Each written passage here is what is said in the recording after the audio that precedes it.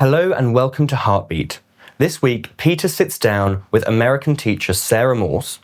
I'll bring you a roundup of news from home and abroad, and William gives us his viewpoint on freedom of speech.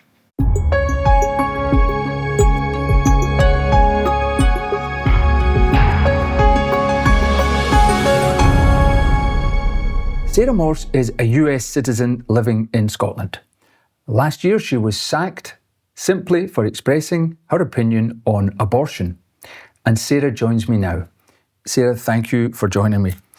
So last November, you were engaged as a cover teacher at Arbroath High School when you answered a pupil's question. And that led to a chain of events. Can you explain what happened? Sure.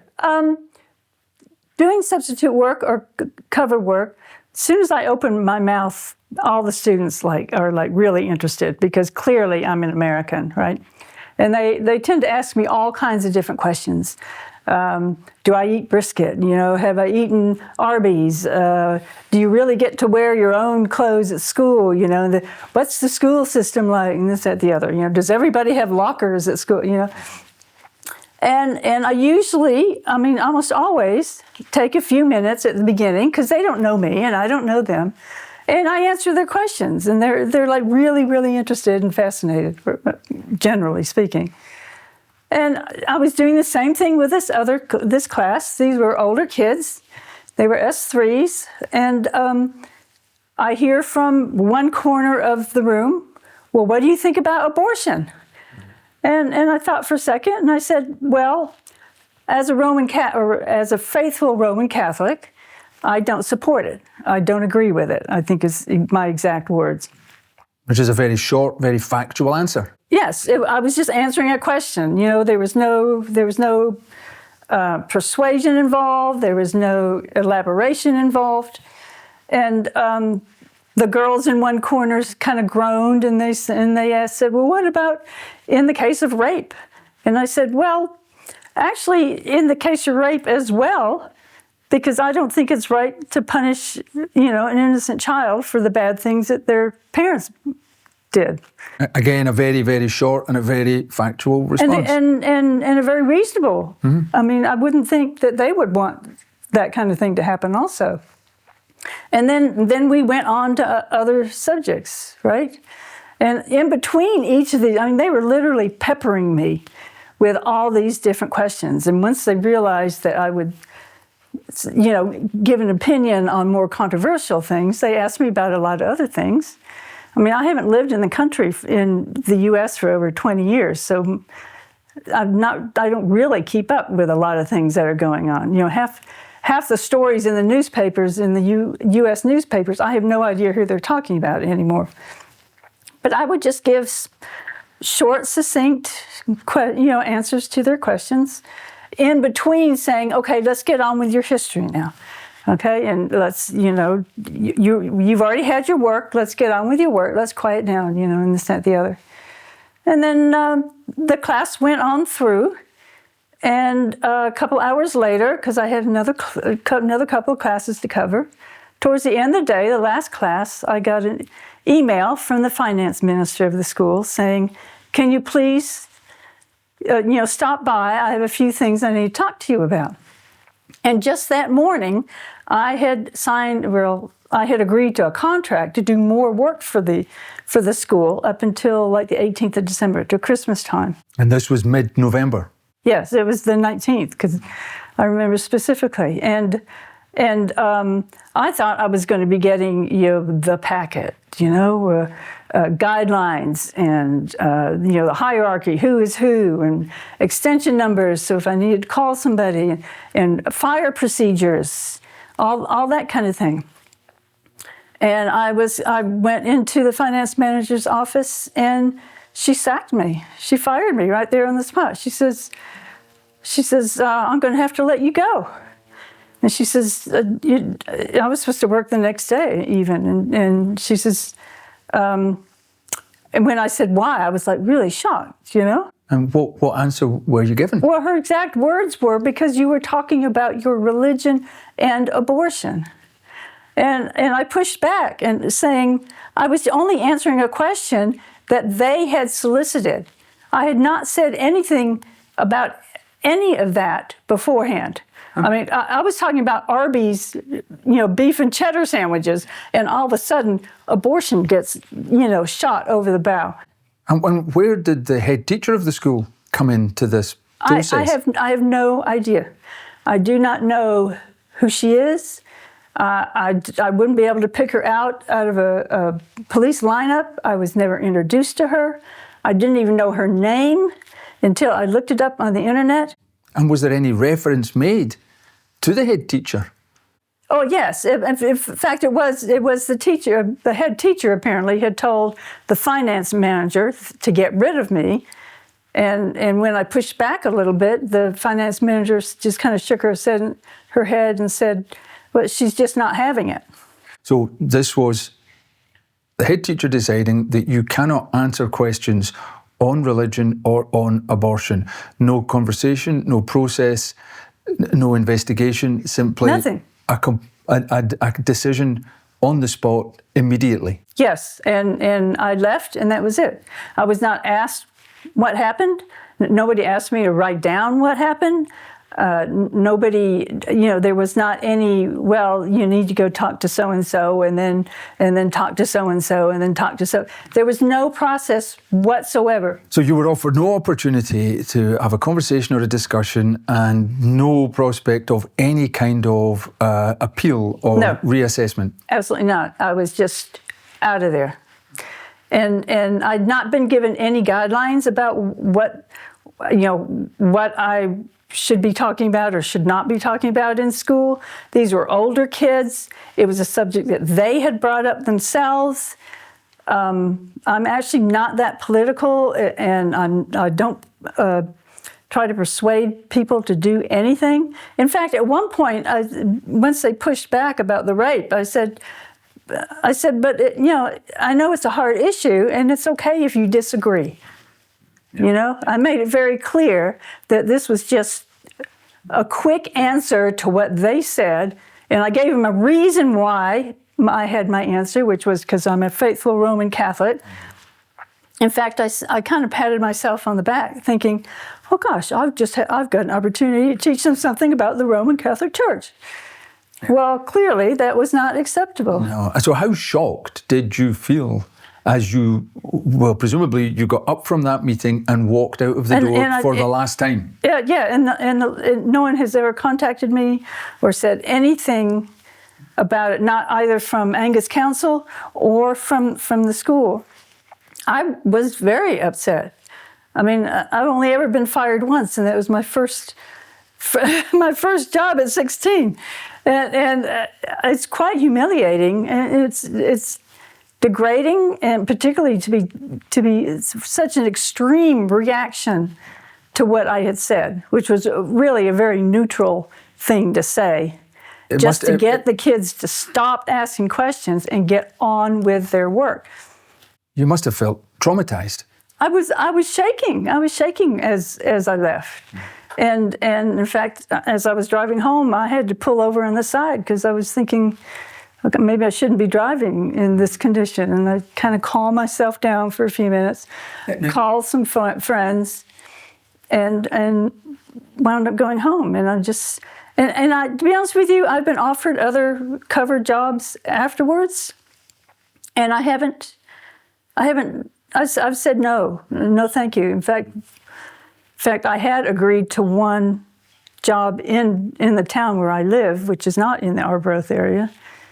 And I wound up canceling that because I just felt kind of sick to my stomach with the idea of going into another school. I mean, so you've now had a few months to think about this, to reflect on it. I know you made a point of writing down very carefully a record of what had happened, the conversations and the discussions, and you clearly have reflected on it. And having done that, do you think that anything you said was political, controversial, unacceptable? Any of the things? No, I don't. I mean, if I had gone on to try to persuade them to agree with me, or if I had inappropriately told them how abortion is actually done, how horrific it is, if I had told them, well, that after, the day after pill, it can actually be reversed, right? Which might be a little bit of information. A young woman might want to know that is not advertised much. Or even if you'd gone on to criticise their opinions, right, which you didn't do. No, not at all. Quite the opposite. Yeah, I said it was fine for them to disagree. And I'm not a huge campaigner. I'm not a protester. I'm not an agitator. I'm not politically active outside of voting for elections. You were effectively cancelled on the spot. Yes. You were yes. You were silenced and you were cancelled. Yes. Immediately. Yeah. What freedoms of yours do you think have been breached by this? Well, my freedom of expression, free speech, for a start.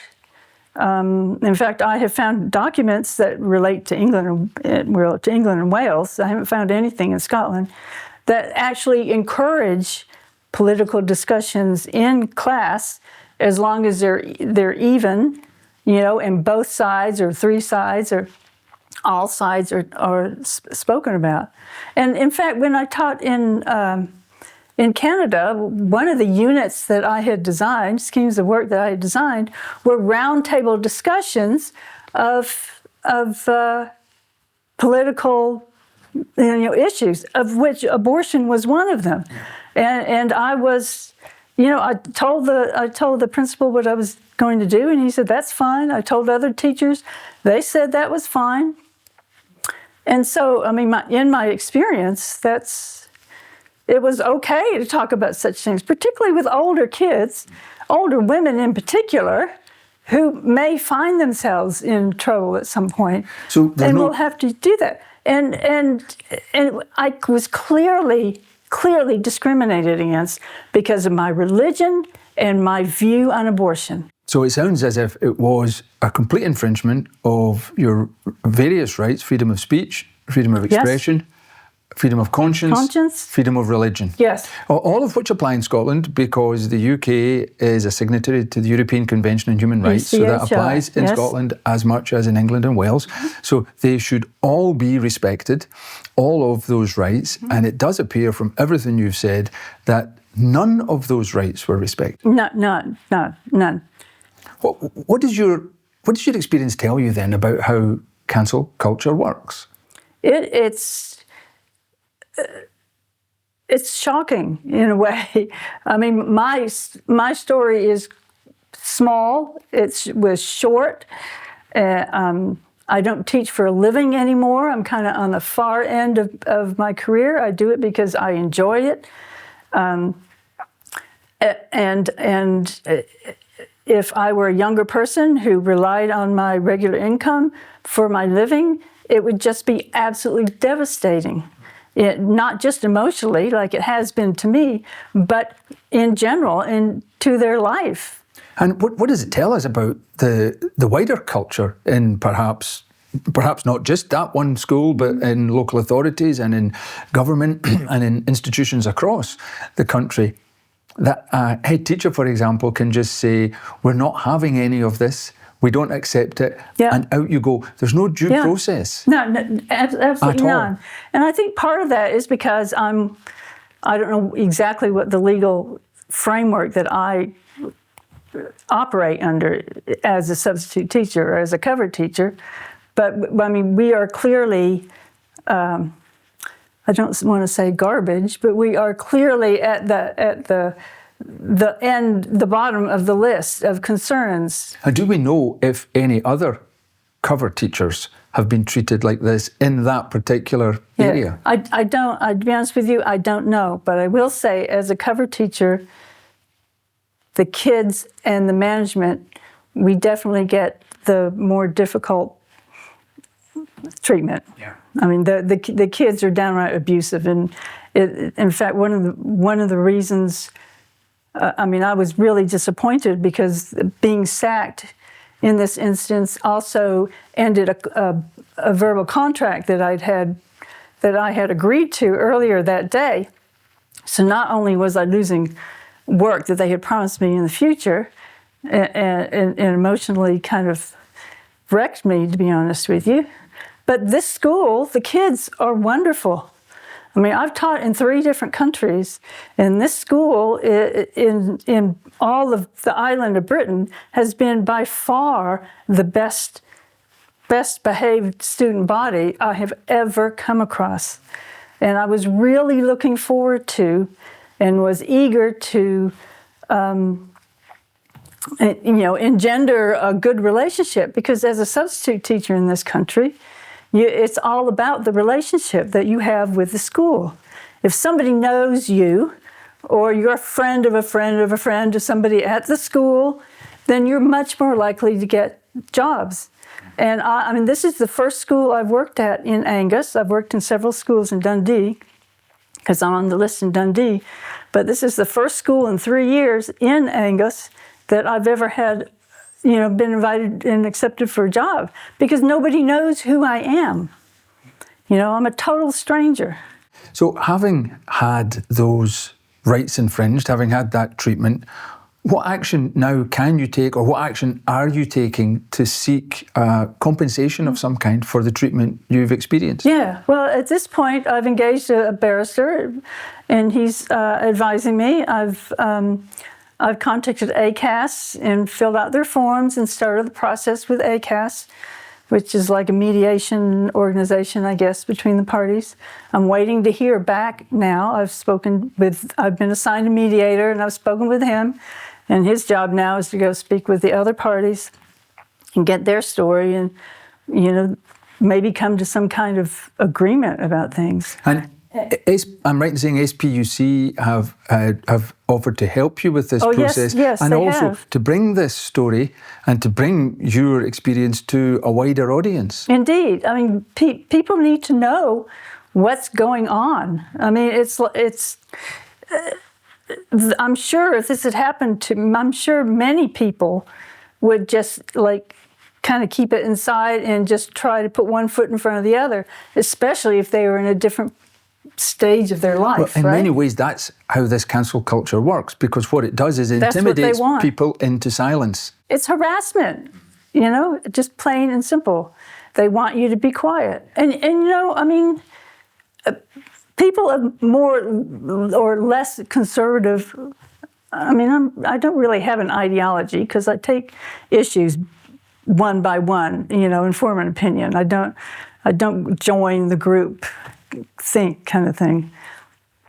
But they are some of the most intolerant people in the Western world these days, and yet their big thing is tolerance. Yes, it's the irony, and it's the height of hypocrisy, really, that what they preach is not what they practice. It's crazy. My mother grew up on the Murray Coast, and all through my childhood, it was like, oh, Britain is so wonderful. They are so tolerant. They are so non-racist. I grew up in Atlanta, Georgia, right? During the 60s and 70s, when there was still residual, well, maybe not so residual racism. So my mother really emphasized how absolutely wonderful, free, and tolerant Britain was. It's part of what made me come here and bring my, at the time, 12-year-old son, because I wanted him to grow up in that kind of environment. Mm-hmm. And it's a total shock. It's a pity. Yeah. I mean, Scotland should be ashamed that things have changed so much that you can get fired for what I did. For answering a question, have you been given any idea of what the timescale will be for the ACAS process to complete? I don't know. I filed my complaint well within the time frame that they needed. I'm waiting to hear back from my mediator now. I don't know what's happening. In fact, I will email him tomorrow, because he's told me to. And I do wonder if the school and the council, because I filed 2 complaints for each of those, because I'm not even entirely sure who I am legally employed by because of this kind of weird amorphous substrate that I kind of live in as a cover teacher rather than a regular contracted teacher.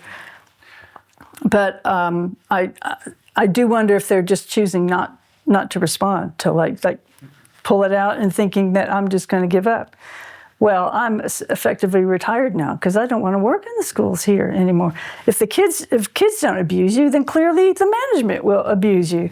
So it's like I've got all the time in the world, you know. And so you have no intention of I have no giving intention up. of letting it go.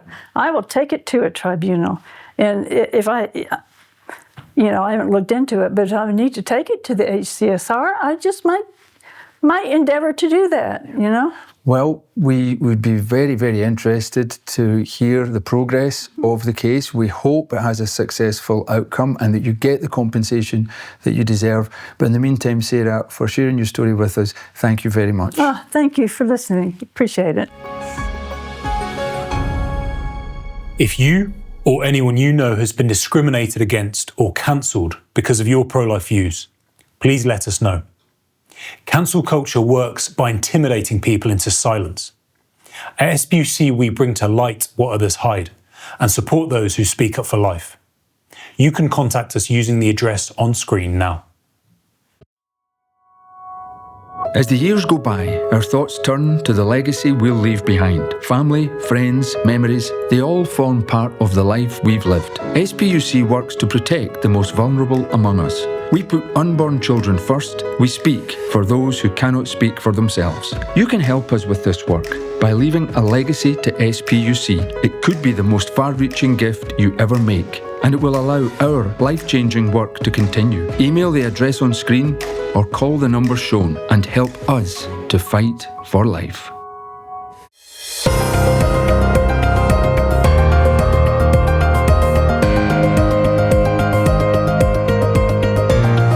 Serious concerns have been raised after analysis of the UK government's latest abortion statistics revealed that official figures dramatically underreport complications from abortion. According to scrutiny of the Department of Health and Social Care and NHS data, the government's national statistics for England and Wales record only a handful of complications from abortion pills, yet other sources suggest far higher numbers. The DHSC's Abortion Statistics Commentary, England and Wales 2023, reports a complication rate of just 1.1 per 1,000 abortions, based on forms submitted up to the point of discharge from providers.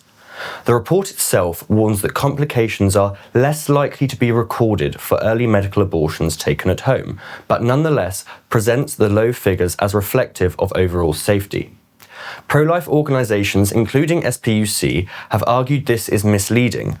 Hospital episode statistics from NHS England show thousands of women are admitted to hospital for treatment after abortion pill use, with more than 12,000 such admissions recorded in 2023 to 2024 alone, an analysis estimating over 54,000 hospitalisations in the 5 years since pills by post were introduced. Such figures suggest that serious complications are far more common than the government implies and highlight a systemic underreporting problem. While making the government's complication rate for all early medical abortions of 0.3 complications per 1,000 abortions an utterly meaningless statistic. SPUC has called on policymakers to improve transparency and reporting and pointed out that comprehensive data, including hospital treatments, must be included in official statistics if public health reporting is to be accurate and trustworthy. A family has called for greater awareness of the risks associated with hormonal contraception after their teenage daughter died from a rare blood clot that doctors linked to the combined contraceptive pill. The inquest into the death of 19-year-old Anya Rose Hurst from Bolton heard that she collapsed at home after suffering a severe headache that was initially mistaken for a hangover. She was later diagnosed with cerebral venous sinus thrombosis, a rare but serious form of blood clot on the brain, and died from complications including swelling. Medical evidence presented at the inquest concluded that the combined oral contraceptive Anya was taking was a contributing factor to the clot. The court was told that she had recently been advised to restart the pill despite a raised blood pressure reading, and her family said they were unaware of the seriousness of the potential risks. Anya's mother described her daughter as fit and healthy and said the family had never imagined the pill could have fatal consequences. The combined contraceptive pill is known to carry an increased risk of blood clots, particularly in users with additional risk factors such as high blood pressure, smoking, or migraines. The NHS advises that while such complications are rare, users should seek urgent medical help if they experience symptoms such as severe headaches, chest pain, leg swelling, or sudden breathlessness. Following the inquest, Onya's family said they hope a greater public understanding of warning signs and clearer communication from healthcare professionals could help prevent similar tragedies. Speaking to Sky News, Onya's mother, Kerry Hurst, said that anybody can purchase contraception pills online or in a pharmacy. She added, "We just want more awareness around the potential side effects and what young women are taking and putting in their bodies." SPUC has expressed alarm after MPs campaigning for assisted suicide signalled plans to use a rarely invoked constitutional mechanism to bypass the House of Lords if peers continue to block the legislation.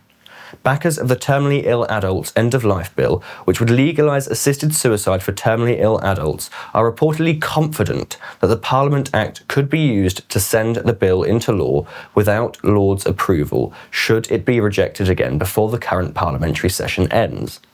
The Parliament Act allows a bill backed by the House of Commons in 2 successive sessions to become law even if the Lords withhold consent, a provision that has historically been reserved for major government-backed laws. Supporters argue that this would uphold the will of elected MPs, even though no major party included a commitment to the legislation in their manifesto. I asked SPUC's Public Policy Manager, Alethea Williams, if there is a serious risk that the House of Lords could be bypassed. So this is a method of bringing back a bill without going through the House of Lords. And there are quite specific circumstances in which this can be used. So it could only come into play if this bill is rejected by the Lords or runs out of time. And we're not quite there yet, but assuming we do get there. The most obvious way would be for the government to bring it back, but the government helpfully have said that they will not do that, so let's hope that that's the case. And so in order for this to happen, an MP who wanted to take forward this bill would have to come very near the top of the private member's ballot and then decide to take this bill on, which is quite a big if, but I think so that there is a bit of a risk, but what we want to be doing is campaigning to make sure that no MP thinks this is something they want to do. The debate in the Commons was quite cursory. They went through things very quickly. And you may remember that a lot of MPs even said things like, well, we'll pass it to the Lords and they will take care of this. And they've been doing, exactly that. We've had day after day of committee, I know because I've been watching it all, but they've really been exposing the flaws that just didn't get enough airtime in the Commons. And even some of these amendments, they might be kind of probing amendments, but they highlight the flaws. So, and we've ended up hearing Faulkner say things like, he thinks it's okay if people do this because they're poor or if there's not enough palliative care. So it's just really bringing out a lot of these problems. SPUC is urging MPs to reject assisted suicide outright, rather than circumvent key stages of parliamentary scrutiny, arguing that the true compassion lies in strengthening care for those facing the end of life, rather than expanding state-sanctioned lethal assistance. Chile's parliament has this week unanimously approved a bill to prohibit and penalise surrogacy, a practice they say commodifies women's bodies and treats children as commercial products. Deputies from across the political spectrum supported the measure, which views surrogate motherhood as contrary to the dignity of women and children and a form of commercialisation of gestation. Under the proposed law, surrogacy contracts would be declared null and void, and maternal filiation would be determined exclusively by childbirth, reaffirming the traditional parent-child bond and avoiding legal confusion over parentage. The bill also seeks to criminalise the promotion, organisation and commercialisation of surrogacy, including penalties for health professionals who participate, and to introduce preventative measures in health and adoption systems to discourage exploitation.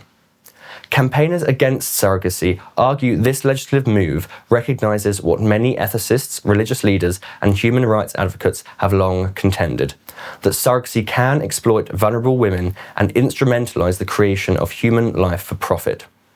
They point to the moral argument that gestation should not be a transactional service and children should not be treated as commodities to be contracted and transferred. The bill now awaits a full vote in the Chamber of Deputies before moving to the Senate. If passed, Chile would join a growing number of nations resisting surrogacy practices on ethical grounds, strengthening legal protections for women and children alike, rather than enabling commercial reproductive markets. Warnings that London secondary schools may soon be forced to close due to falling pupil numbers are the latest visible consequence of a much deeper demographic problem. While policymakers routinely point to housing costs, economic insecurity, and delayed parenthood, one central factor remains persistently under-examined: the long-term impact of abortion on Britain's birth rate. London councils have warned that demand for Year 7 places is now falling faster than demand for reception places for the first time on record. Over the next 4 years, pupil numbers entering secondary schools in the capital are expected to drop by almost 4%, with inner London facing even sharper declines. Because schools are funded per pupil, the result is likely to be mergers, closures, staff reductions, and a narrowing of curriculum options. The UK's total fertility rate has been below the replacement level of 2.1 since 1973. What is new is the speed at which the consequences are now becoming unavoidable. In 2023, excluding the coronavirus anomaly, deaths outnumbered births for the first time in decades. Immigration has masked this decline for years, but it has not solved it. Crucially, the conversation around falling fertility almost never addresses abortion, despite the data being unambiguous. Office for National Statistics figures show that the gap between the number of live births required for population replacement and the number actually occurring has, for much of the past 50 years, been smaller than the number of abortions carried out annually. In 2023, around 30% of all viable pregnancies in the UK ended in abortion. This figure is higher in London. 10 years ago, the figure was closer to 20%.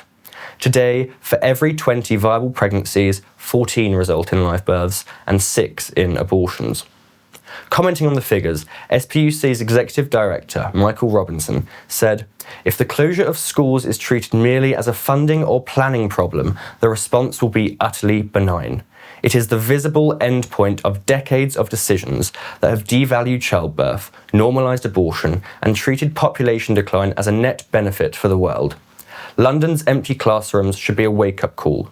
Abortion is the greatest destroyer of societal harmony and prosperity." I'm Ben Weller, and this was SPUC TV News, bringing to light what others hide.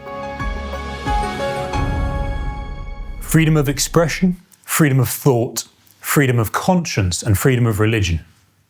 If you listen to Peter's interview with Sarah Morse all the way through, you will have heard how each of these 4 freedoms were impinged upon in Sarah's case. Freedom of expression, because Sarah was punished by employment dismissal because she expressed her opinion on the basis of religion.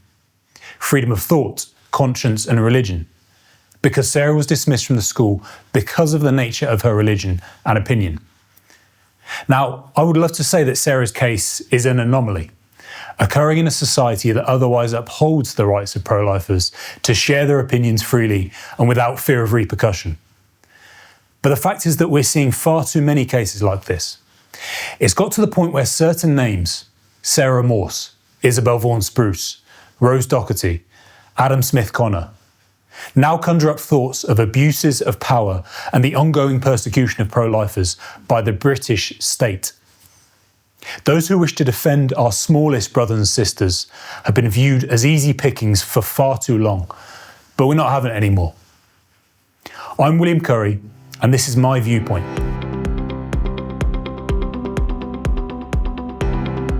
When Sarah Morse turned up to Arbroath High School on the 19th of November 2025, I think it's fair to say that she didn't envisage the day ending with her dismissal from the school. As a cover teacher in a history class for pupils aged 14 to 15, Sarah would much rather have spent the lesson actually teaching, but instead ended up fielding the usual questions about American culture that she had come to expect as an American living in Scotland. One question was different though. A pupil asked Sarah her thoughts on abortion. Sarah made clear in her response that as a faithful Roman Catholic, she is against abortion. The inevitable follow-up question came about abortion in the case of rape. Sarah made clear that she remains against abortion in this case, as she does not believe an unborn child should suffer for the crimes of its father.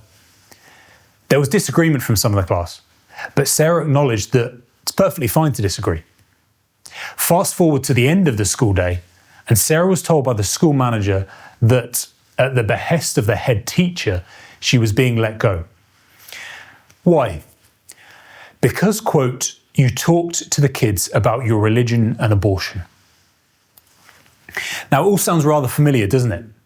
Just last week on Heartbeat, I interviewed Sarah Spencer, another American living in Scotland who was reprimanded for expressing pro-life sentiment.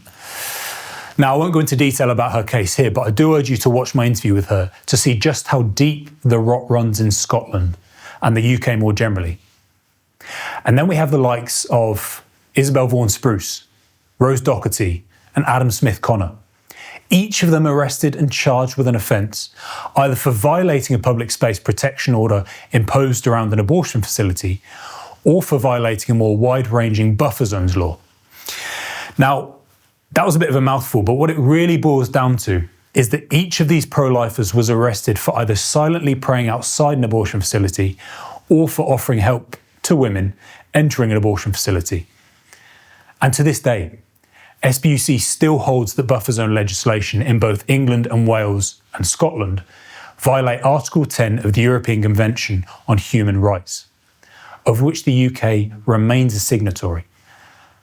Article 10, pertaining to freedom of expression, says, "Everyone has the right to freedom of expression. This right shall include freedom to hold opinions and to receive and impart information and ideas without interference by public authority and regardless of frontiers." Who's going to be the one to tell the Scottish government that Rose Doherty, who was arrested for holding a sign in the wrong place, no longer has the freedom to impart information without interference by public authorities? And speaking of the Scottish government, it gave me great joy back in February 2025 to see them called out in front of the world's press by none other than the Vice President of the United States, J.D. Vance. He rightly shamed them for their buffer zones overreach, which included sending a letter to residents within abortion facility buffer zones, warning them that even private prayer within their own homes may constitute an offence. But surely he's exaggerating. Surely one couldn't possibly get a knock on the door from Police Scotland for praying within their own home. Well, yes, in fact they could. And the chief architect for the bill, Gillian Mackay, has confirmed this. When SPUC TV's own Peter Kearney appeared alongside Mackay back in February 2024 for a televised discussion on buffer zones, he asked the following rhetorical question. If you're praying for somebody, that is judgmental, isn't it? Well, in that case, if you're concerned that someone's passing judgment by praying, surely you'd be concerned that they could sit at home and pray. Perhaps that should be banned as well. Fast forward to February 2025, Peter had no idea that Gillian Mackay would take his facetious idea and run with it. We are not banning prayer under the Act. Performative prayer. If you're standing at a window with your hands together in front of your face in that classic kind of, that classic image of prayer, if you're standing at a window so people can see you, then could it be interpreted as an offence?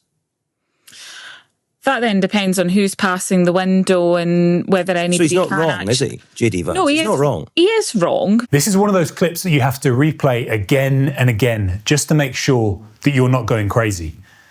And to be sure that an elected official did in fact say that visibly praying in one's own home could constitute an offence.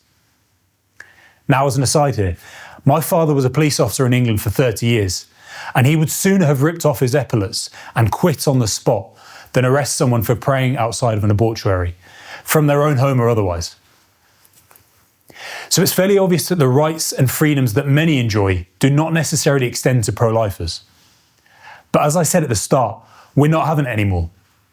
When the head teacher of Arbroath High School, Miss Karen Thompson, dismissed Sarah Morse from her employment last November, she probably thought that she would never hear from Sarah again, and the whole ordeal would simply fade away. What is actually happening, however, is that Sarah, supported legally by SPUC, is rightly refusing to let this go. Sarah knows what her rights are, and as she said in the interview, she has both the time and the desire to fight her dismissal with all that she's got. Ironically, one of the school's quote-unquote 4 core values listed on its website is respect for ourselves, others, and our surroundings. The risible hypocrisy of this claim is now clear for everyone to see. You see, this is exactly how cancel culture has been allowed to spread like a virus for far too long. Its practitioners think they can bully people into silence and submission, and sadly, quite often they can. But you see, cancel culture comes unstuck when people like Sarah decide to stand up to the bullies. And there's a major irony at play when it comes to the top-down silencing of pro-lifers. The very people that we're advocating on behalf of, the unborn child, themselves have no voice. And so the establishment believe that if they can silence pro-lifers, then the abortion debate is all but settled, and no meaningful resistance can be mounted against abortion. But you see, I think this could be their undoing. As believe it or not, pro-lifers, like anyone, don't take too kindly to being told to shut up and go away. The truth is that we're not going away. What the establishment don't understand is that we're not motivated by self-interest. Trust me, as someone who works for a pro-life organisation, in a purely temporal sense, there is everything to lose and absolutely nothing to gain by being loudly anti-abortion. We're motivated by love and compassion for our unborn neighbour. And as much as we rightly complain about our freedoms slowly being eroded, which they are, we do well to remember our plight is nothing compared to that of the unborn child, who risks being poisoned and dismembered in their mother's womb. So as long as the silent holocaust of abortion continues, we will see more and more people like Sarah Morse standing up to the mob. And SPUC will be right there beside them. SPUC TV is currently investigating cases where abortion pills have been used violently or coercively. If you or someone you know has experienced this, please let us know. You can remain completely anonymous when you contact us, but please do get in touch. Contact SPUC TV by emailing the address on screen now. Silence protects abuse. Speaking out protects lives. That's all we have time for this week. If you're enjoying our content, please like, comment and subscribe. And if you have any suggestions or topics you think we should cover, please email us at the address on the screen or the description below. Thank you for watching.